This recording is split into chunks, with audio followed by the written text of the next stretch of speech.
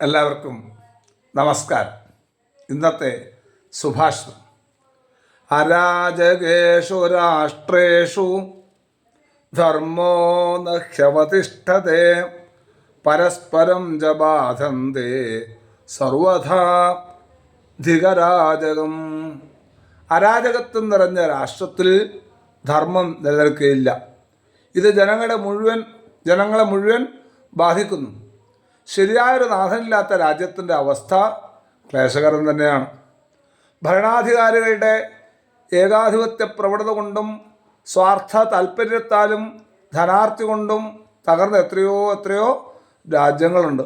ചില ആഫ്രിക്കൻ രാജ്യങ്ങളുടെ അല്ലെങ്കിൽ ആ രാഷ്ട്രങ്ങളുടെ ദയനീയ ചിത്രങ്ങൾ നാം മാധ്യമങ്ങളിൽ കൂടി അറിയുന്നു. കഴിവുറ്റ ഒരു ഭരണാധികാരി ഇല്ലാത്ത രാജ്യത്ത് പരസ്പര സംഘർഷങ്ങൾ വ്യാപകമാകുന്നു.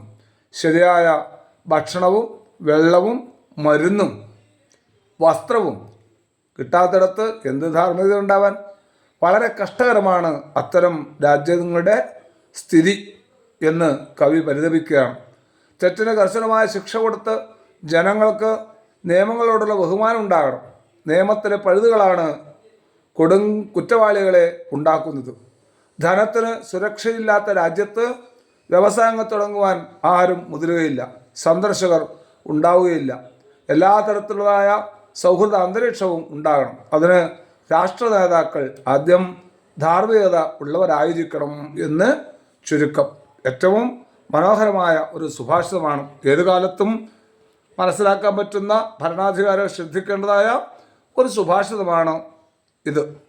അരാജകേഷു രാഷ്ട്രേഷു ധർമ്മോ നഹ്യവതിഷ്ഠതേ പരസ്പരം ച ബാധന്തേ സർവഥാധികരാജകം. നന്ദി, നമസ്കാരം.